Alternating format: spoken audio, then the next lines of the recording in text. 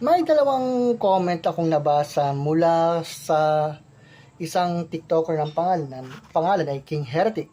Una sabi, "You think the problem is the model of creation? Wala na, X na with funny emoji." At sa pangalawang comment, yung sinabi niya, "Saka may at least may isang atheist sa mga tinag mo. Di ko sasabihin kung sino." Respond natin. Alam mo kasi, King Heretic, tuwing naubusan ng matinot malinaw na argumento, ang fallback mo patawat mangutya.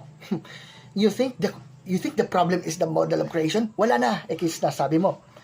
Pero kung napapansin mo talaga, hindi mo talaga sinasagot ang issue ng soteriology.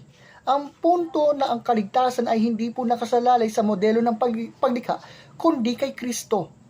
This is not about the debate kung 6-day creation ba o common ancestry. Ang point, ang pananampalataya kay Hesus Kristo bilang Panginoon at tagapagligtas. Yan ang nagliligtas. Hindi yung position sa science.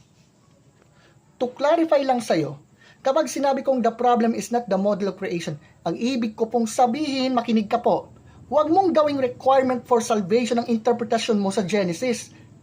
Kung ang isang Kristiyano ay naniniwala na ginamit ng Diyos ang process, mali man siya o tama, hindi po yung nangangahulugan na hindi siya ligtas. Pero sa'yo, King Heretic, gusto mong gawing pagsusulit ng kaligtasan ang pananaw sa creation. Alam mo ang problema dyan? Ikaw po ang problema. Yung assumption mo ang problema. Kapag ikaw na ang nagtatakda kung sinong ligtas at sinong hindi, ikaw na pong umuupo sa trono na para kay Jesus lamang. Ano ba yan, King Heretic?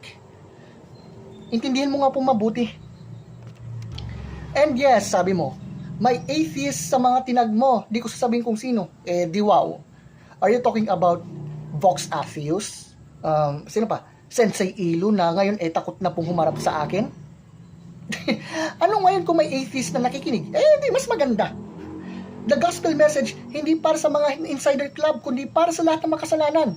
Kasama ako, bawat atheist, kasama ka dyan, King Heretic. Kaya kung ang intention mo ay insultuhin ako, ang resulta ay kabaligtaran. Kasi in reality, lalo lamang kumakalat ang mensahe ni Kristo. So, King Heretic, hindi X ang argument ko. You're not even debunking the entire video that I made. Ang X ay ang pag-aangkin mong mas alam mo pa kaysa sa Word of God tungkol sa kung sino maliligtas. John 3:36, napakasimple. Anong sabi? Whoever believes in the Son, si Jesus yun. Whoever believes in the Son has eternal life. Hindi sinabing whoever believes in your interpretation of Genesis will be saved. Walang ganun, boy. Kaya bago mo tawaging X ang iba, siguraduhin mong si Kristo mismo ang marka ng check sa puso mo. Naman. King Heretic, do your homework.